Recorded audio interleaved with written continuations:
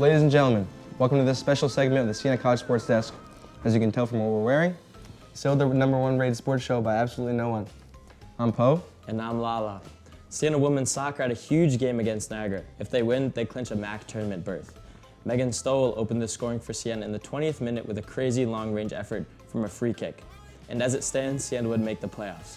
But with just 5 minutes remaining in the game, Niagara's Isabella Mazzaferro equals it, leaving Siena worried. However, the game wasn't over just yet, as Catherine Rogers finds the end of a long ball and converts the finish with less than 2 minutes remaining in the game. Siena hands Niagara a 2-1 loss and overcomes late adversity to book their spot in the postseason. Siena men's soccer welcomed Canisius last Wednesday. It was a slow start in the first half for both teams, with Siena outshooting the Griffins 4-2. The second half started off with a quick goal for Canisius in the 50th minute on the first shot of the half. 20 minutes later, Siena's Cole Heller gets Siena level from a Dren de Bruyne assist. This means that de Bruyne has 9 on the season and ties a 14-year-long program record. The freshman is carving his name into Siena history. The game would end in a 1-1 draw, and the men's team would later travel down to New Jersey to play Rider for a very big conference matchup. Similar to the first game, the first half saw no goals with 5 shots on target between both the teams.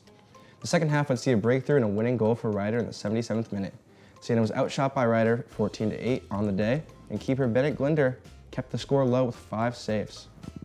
Siena volleyball had an opportunity to take down Fairfield, the MAC's only undefeated team. The first set was a close contest tied 22 apiece before the Stags pulled through for a 25-22 win.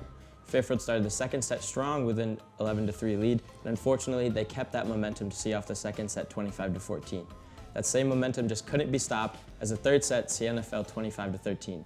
Fairfield keep their undefeated status alive, and Siena stayed in Connecticut for a chance to bounce back against Sacred Heart.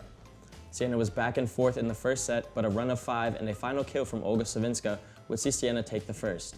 The Saints held that momentum and held a lead in the second of 21-15. Sacred Heart closed the gap a little, but the Saints won the second 25-19. And late in the third, the Pioneers had a set point opportunity up 24-22.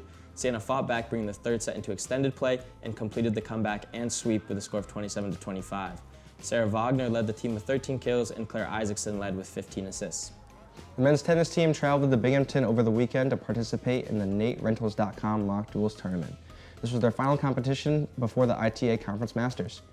The Saints had an overall record of 6-8 in the singles and 10-11 in the doubles. Oscar Martinez had a great tournament, wrapping up his weekend with a 6-0 record between his singles and doubles matches. The cross-country team went out to the Central Connecticut State mini-meet on Friday. For the women's, senior Cara Flaherty finished 7th overall with a new personal best in the 3K, a time of 10 minutes .92. This time was 37 seconds faster than her time in the same event 2 years ago. The best finisher for the next best finisher for Siena was Kate DeForest in 26th with a time of 10:22.04. This was enough for Siena to place 7th overall. And for the men's 5K, Marcus Homo was Siena's top finisher, coming in 38th, clocking a time of 15:30.61. The next best for Siena was PJ Dower in 15:52.43 for 58th place individually. Siena is getting ready for the MAC Cross Country Championships on November 2nd at Twin Ponds in Montgomery, New York. The men's basketball team had an exhibition game against Division III Hobart at the UHY Center here on campus. This is the first game for new head coach Jerry McNamara. The Saints had a 31-25 lead at the halftime. However, through the early stages of the second half, Hobart would make a major comeback and cut the lead to 1. The Saints would then go on a 27-8 run and secure the win. The Saints shot 60% inside the arc while only shooting 3 for 22 from 3. A great performance by Justice Schultz, who had a game high of 13 points, paired with 11 points from Major Freeman, allowed the Saints to come out on top.